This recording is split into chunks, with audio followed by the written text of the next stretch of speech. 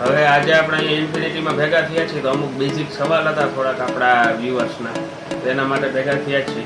પહેલાં તો એક શોર્ટ ઇન્ટ્રોડક્શન આપી દઈએ. તો આપણે ચેર ઉપર બેઠા છે અનિલભાઈ છે, એમની બાજુમાં ભાર્ગવભાઈ બેઠા છે અને બંને જે છે ઇન્ફિનિટી રન કરે છે. તો વ્યુઅરના ક્વેશ્ચન માટે તમે બે તૈયાર જ હશો એવી આશા રાખું.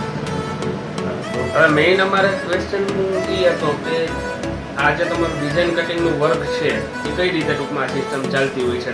અહીંયા કસ્ટમર ડાયરેક્ટ આવતા હોય છે કે પછી કોઈ થ્રુ આવવાનું રહીએ કે ટૂંકમાં પોતાની ડિઝાઇન હોય કે તમે બનાવતા હોય છો? તો આ સિસ્ટમ શું છે પહેલાં તો એ સમજાવો. આમાં તો એવું હોય છે કે આપણે જે અમારા ઇન્ટિરિયર સાહેબ હોય કે આર્કિટેક્ટ સાહેબ હોય એ લોકો થ્રુ આપણને પાર્ટી આવતી હોય અને એ લોકો કે પોતાની તે અમુક ફોટોસ લઈને આવતો હોય કે અમારે આ ટાઈપની ડિઝાઇન કરવી છે, અમારે આ રીતનું ઇન્ટિરિયરની અંદર આ ટાઈપની ડિઝાઇન કરવી હોય તો ટૂંકમાં એ ફોટા ઉપર આપણે વર્ક કરી દઈએ છીએ. પછી અમુક અમારી પાસે ડિઝાઇન હોય તેની અંદર પણ આ લોકો અમે એ લોકો સજેસ્ટ કરતા રહીએ છીએ કે આ રીતની ડિઝાઇન કરો, નવી નવી અપડેટ લઈ આવી છીએ એમને.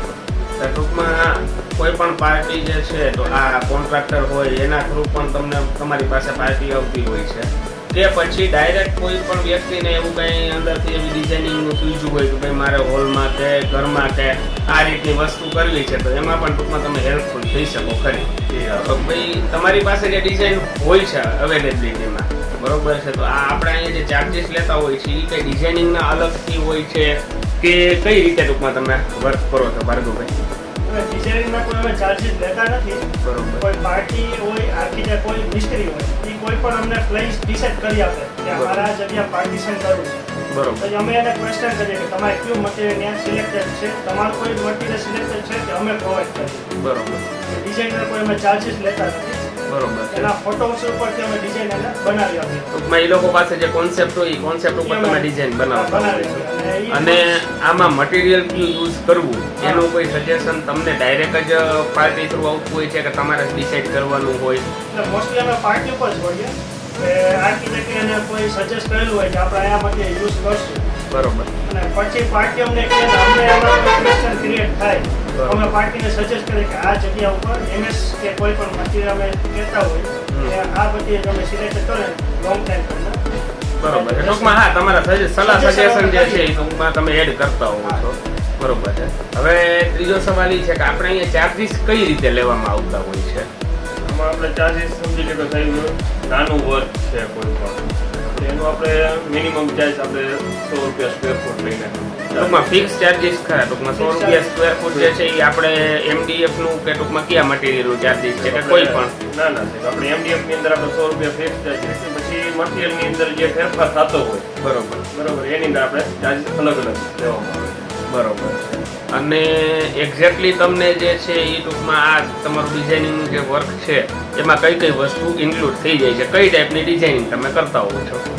આપણે જે ડિઝાઇનિંગ છે તેમાં 2D ડિઝાઇન આવે છે, થ્રુ આઉટ કટિંગ છે, ગ્રુવ છે, એ બધીની અંદર આપણે શું છે કે ડિઝાઇનિંગનો ચાર્જ લેતા નથી. બરોબર. હવે પછી એના પછી આપણે નેક્સ્ટ સ્ટેપ આવે છે 3D વર્ક. બરોબર. 3D વર્કની અંદર જે આવે છે એની અંદર આપણે ડિઝાઇનિંગનો ચાર્જ લઈએ છીએ. પછી શું છે ડિઝાઇન જે ટાઈપની હોય એ ટાઈપ આપણે એનો ચાર્જ બનાવવાનો ટાઈમિંગ લાગે એ પ્રમાણે આપણે. અને જનરલી કોઈ કસ્ટમર તમારી પાસે ડિઝાઇન બનાવવા માટે આવે તો કેટલાક સમયમાં તમારો પ્રોજેક્ટ જે છે એ રેડી થઈ જતો હોય છે? ટૂંકમાં કેટલોક સમય એને વેઇટ કરવાનો રહે ડિઝાઇન ફાઇનલ થઈ ગયા પછી? ડિઝાઇન પાર્ટી કોઈ પણ આવે કે આર્કિટેક્ટ ડિઝાઇન ફાઇનલ કરે એટલે કમસે કમ 3 થી 4 દિવસનો સમય આપે. બરોબર છે. ટૂંકમાં એનો જે પણ વર્ક હોય એમાં મેક્સિમમ 3 થી 4 દિવસમાં પૂરું કરવાની કોશિશ કરતા હોય. સરસ. અમને થોડુંક કંઈક ડિઝાઇનના સેમ્પલ તમે બતાવશો સાહેબ?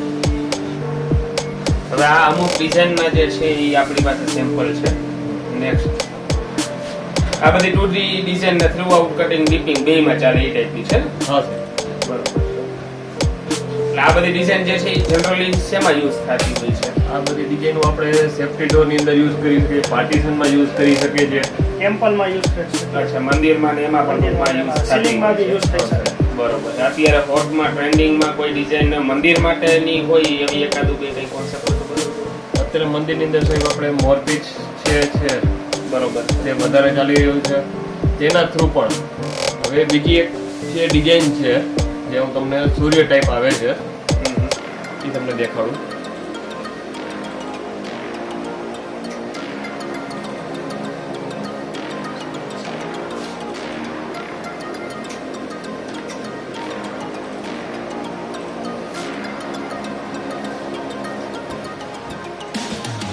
આ ટાઈપનો ઓમની અંદર છે. બરોબર. બીજું આ ટાઈપનું મંદિરના ડોરની અંદર આપણે કરી શકીએ છીએ. અચ્છા, મંદિરના દરવાજા માટે. બરોબર. અને આ બધી તો 2D ડિઝાઇન જ હશે ને? હા આ બધી 2D ડિઝાઇન છે. 3D માં શું છે આપણી પાસે અવેલેબિલિટી ડિઝાઇન? આપણે પાસે 3D માટે સાહેબ આપણી પાસે ઘણી ડિઝાઇનો છે.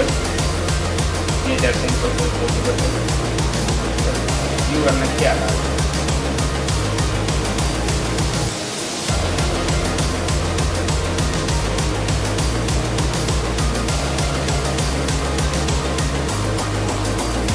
આ જે બધી ફાઇલ છે બરોબર, જે સોફ્ટવેરની અંદર ઓપન થાય છે, જે પણ હું તમને દેખાડ્યું છે એની અંદર 3D આપણે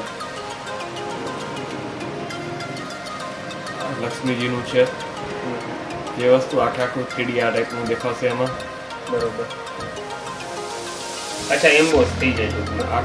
અને આ મટીરિયલ આમાં કેટલી થિકનેસનું હોવું જોઈએ કે એવું કંઈ હોય છે કે મિનિમમ 25 mm થી 18 mm નું આપણે વાપરી શકીએ છીએ. મિનિમમ 18 mm સ્ટાર્ટ થાય. 18 mm થી સ્ટાર્ટ કરીએ અને મેક્સિમમ ક્યાં સુધી? મેક્સિમમ સાહેબ આપણે 25 mm 1 ઇંચ 2 ઇંચ પછી જેવું મટીરિયલ સામે બોર્ડ આવે તો વીડની અંદર આપણે 3 ઇંચનું બોર્ડ આવે છે તેની અંદર પણ આપણે આ કરી શકીએ છીએ. બરોબર છે. હવે થોડીક તમારી જે છે એ પ્રેક્ટિકલ ડિઝાઇન જે તમારી પાસે રેડી છે એનું પણ આપણે એક લુકઆઉટ કરી લઈએ. હવે આ ડિઝાઇન જે છે એ કઈ ડિઝાઇન છે ને કયા મટીરિયલ ઉપર યુઝ થયેલી છે? આ ડિઝાઇન છે ને સાહેબ આપણે લોખંડના જે પતરા આવે છે MS સ્ટીલ છે. બરોબર. 3 mm થિકનેસ આવે છે. એની અંદર આપણે આ પાવડર કોટિંગ કરીને સિમ્પલ તૈયાર કરેલા છે. કલર જે છે એ પણ તમે પ્રોવાઈડ કરી દેતા હોવ છો. હા. અને આ ડિઝાઇન જનરલી ક્યાં યુઝ થતી હોય છે? જનરલ ડિઝાઇન સાહેબ મંદિરની અંદર આપણે જે પડખું આવે સાઈડના જે હોય જગ્યા તેમાં આ લોકો સાઈડ વોલની અંદર ટૂંકમાં લગાડવામાં આવતી હોય છે. ઓકે. હવે આ ડિઝાઇનમાં શું છે ખાસ? તો પહેલાં ભાર્ગવભાઈ તમે એક જ મિનિટ વિડીયો લઈ લો. એટલે આ 3D માં આવે કે આ ડિઝાઇન 2D માં છે? 3D માં. બરોબર છે. અને આ છે જનરલી ક્યાં યુઝ થતી હોય? મટીરિયલ કયું છે? આપણે MDF છે, બહારનો આપણે યુઝ કરીએ છીએ.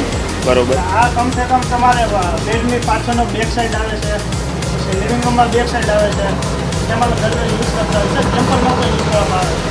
બરોબર. આ ડોરની ડિઝાઇન છે ને ટૂંકમાં?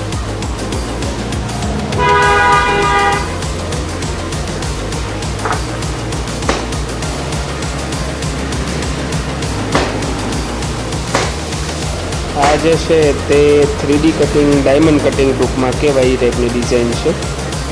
અને જનરલી બેડની પાછળ લગાડવામાં આવતી હોય છે. એની ઉપર રૂમમાં ડેકોરેશન માટે આ 3D યુઝ થાય છે. ઓમ જે છે એ પણ મંદિરમાં બેક સાઈડમાં જે છે એ આ ડીપિંગ છે એટલે પાછળ લાઇટ આવી જતી હોય છે અને એ ટાઈપનું કટિંગ હોય છે. આ વેવ્સ જે છે એ પણ તમે ડેકોરેશન માટે ઓફિસમાં યુઝ કરી શકો. આ જે ડિઝાઇન છે એ ટૂંકમાં ટાઇલ્સ ઉપર કરેલી છે, એટલે આનો શું પર્પઝ હોય છે ને આ ક્યાં લગાડવાની થાય? આ મોસ્ટલી આપણે ટાઇલ્સ છે ને બધા લોકો ટોયલેટમાં યુઝ કરે છે અને એલિવેશનમાં. એટલે આની અંદર ટૂંકમાં બીજું કોઈ મટીરિયલ ભરવાનું થાય કે એવું હોય આની કે ખાલી આ અંદર એપોક્સી ભરતા હોય છે, પણ અત્યારે ટ્રેન્ડ આનો છે. એપોક્સી ઓછા લોકો કરે. એટલે આ જે આપણે ડિઝાઇન કરી ઇન ફ્યુચર આની ધાર ભાંગી જવાની કે એવી કોઈ પોસિબિલિટી કોઈ ખરી? પોસિબિલિટી બરોબર. અને આ વસ્તુ આ એક ટાઇલ્સ જે છે એ તમે ડિઝાઇનિંગ કરી એનો એપ્રોક્સ કેટલો સમય લઈ ગયો હતો? આનો એપ્રોક્સ તમારે 1.5 થી 2 કલાક એક ટાઇલ્સમાં. એક ટાઇલ્સમાં. એટલે આ ટૂંકમાં એલિવેશન માટે ને એના માટે યુઝ થતી હોય એટલે ઓછી ડિઝાઇન. આનો શું ચાર્જીસ આપણે લેતા હોય છે? આનો તમારે 350 રૂપિયા સ્ક્વેર ફૂટ પટેલમાં હાલતા હોય ત્યારે. બરોબર છે. એટલે ડિઝાઇન ઉપર સ્ક્વેર ફૂટ હોય કે ટાઇલ્સ ઉપર? ટાઇલ્સ ઉપર. બરોબર છે. Okay, thank you.